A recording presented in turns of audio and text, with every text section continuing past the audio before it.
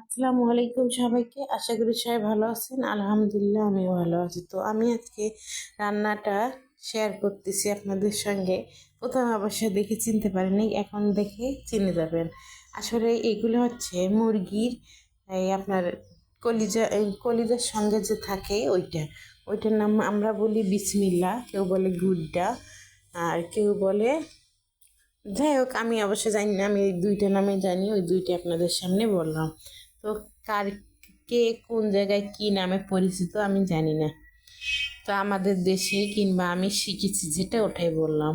তো প্রথমে তো পেঁয়াজটা ভেজে নিয়েছি, তারপর দেখুন এখানে একটা বাটিতে করে আমি মশলাগুলো নিয়ে নিয়েছি পরিমাণ টুকু। অবশ্যই বুঝে দেখে বুঝতে পেরেছেন, কারণ অল্প জিনিসে অল্পই মশলা দিলে বেশি ভালো, বেশি মশলা দিলে অবশ্য ভালো হয় না। তারপরে একটু পানি দিয়ে আমি সুন্দর করে গলিয়ে নিচ্ছি।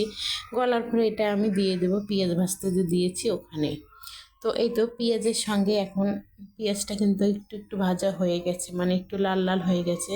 তো এখানে কিন্তু মশলাগুলো আমি সবগুলো ঢেলে দিয়ে দেবো। তো এই তো দেখুন মশলাটা দেওয়ার পরে আমি সুন্দর করে এখন নেড়ে নেব। নেড়ে নেওয়ার পরে মশলাটা সুন্দর করে নেড়ে নেওয়ার পরে মনে করেন যে যখন মশলাটা কষা হয়ে যাবে তখনই আমি কিন্তু ওই তরকারিটা দিয়ে দেব। তো এখন এই তো মশলাটা আমার কষা হয়ে গেছে, খুব সুন্দর লাগতেছে দেখে মাশাল্লাহ।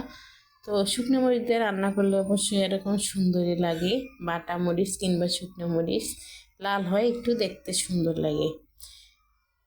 তারপর তো এখন আমি সুন্দর করে নাড়ার পরে এখানে এখন আমি এগুলো সব দিয়ে দিচ্ছি, যেগুলোকে আমি বললাম এগুলো কলিজা। এই কলিজা না, মানে হচ্ছে বিসমিল্লা, এটা আমি এখন এখানে দিয়ে দিলাম সবগুলো। তো এইটা আমার মেয়ে খুবই পছন্দ করে, যার জন্য আমি কিনে এনেছিলাম সবগুলি। তো কেনার সময় কিন্তু এখানে অনেক, মানে যা আমরা খাই না সেই জিনিসগুলো ওরা দিয়েছিল। তো ওগুলো আমি ফালাই দিছি, আমি যেগুলো নেই কিংবা খাই আমি ওগুলোই নিয়ে নিয়েছি। তো তারপরে এখন আমি সুন্দর করে কষাই নিব। নেওয়ার পরে এখানে কিন্তু আমি পানি দিয়ে দেবো, অল্প একটু পানি দিয়ে কষাই কষাই রান্না করতে হবে এটা। আসলে এটা আমার মেয়েও পছন্দ করে, আমিও অনেক পছন্দ করি, আর ওর বাবা তো আরও পছন্দ করে, যার জন্য এটা রান্না আজকে। তো এখন আমি সুন্দর করে এটা কষায় রান্না করে ফেলবো। রান্না করার পরেই আপনাদেরকে দেখিয়ে দেবো তো কীরকম করে আমি রান্নাটা করলাম। অবশ্যই জানি না কে কী রকম করে রান্না করে, আমি আমার মতো করে রান্না করার চেষ্টা করি এবং আপনাদের দেখার চেষ্টা করি। তো আপনাদের যদি ভালো লাগে আমার রান্নাগুলি অবশ্যই, তাহলে কিন্তু কমেন্টে আমাকে জানাবেন যে ভালো কিংবা খারাপ। আর যদি কোনো ভুলও হয় সেটাও বলে দিবেন, চেষ্টা করব ঠিক করে করার জন্য। তো তারপরে তো আমি একটু নেড়ে দিলাম, নাড়ার পরে দুই তিনটে এখানে কাঁচামরিচ দিয়ে দিচ্ছি। তো কাঁচামরিচটা ভেঙে দিলাম, কারণ হচ্ছে একটু ঝাল বেশি না বাইর হইলেও কম বার হবে, কারণ আমি একদম খুবই খুবই মানে কড়া মরিচগুলো দিয়ে দিয়েছি, যেগুলোতে ঝাল হবে না ওরকম একটা মরিচ দিই, মানে মরিচটা সবুজ তাই অনেক সুন্দর লাগতেছে, কিন্তু দিলে অবশ্যই ভালো লাগে। আর অনেক অনেক এলাকায় আমি দেখেছি যে গরুর মাংসের সঙ্গেও তারা কাঁচামরিচ দেয়, একদম কেটে দেয়, দুইটা মরিচই ব্যবহার করে। তো আমরা কিন্তু দেই না, আমরা যে কোনো একটা দেই। তো এখন আমি একটু একটু শিখে গেছি দুই একটা মরিচ দিলে। তো খাওয়ার সময় কিন্তু বাচ্চারা যদি আপনার ঝাল কম খায় তখন কিন্তু আপনি ওই মরিচটা ভাতের সঙ্গে মেখে খেতে পারেন, তাহলে একটু ঝাল ঝাল লাগবে। তো অবশ্যই ভালো লাগে আমার কাছে, কারণ আমি ঝাল পছন্দ করি, যার জন্য আমি বললাম যে ভালো লাগে।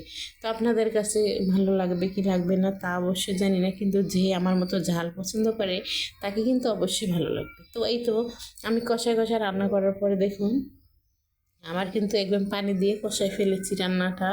তো এখন কিন্তু একটু আমি গরম মশলা দিয়ে দিচ্ছি, একদম গরম মশলা গুঁড়ো করে আমি রেখে দিয়েছিলাম যেটা, ওটাই এখন দিয়ে দিচ্ছি। তো দেওয়ার পরে সুন্দর করে এখন আমি নেড়ে দিচ্ছি ভালো করে।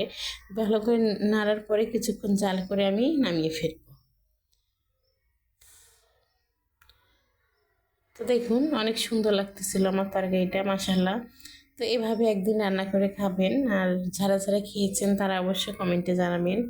তো আমি আজকে প্রথম এভাবে রান্না করলাম, জানি না কেমন লাগবে খেতে, খাওয়ার পরে অবশ্যই বুঝতে পারবো যে ভালো হয়েছে না কি খারাপ হয়েছে।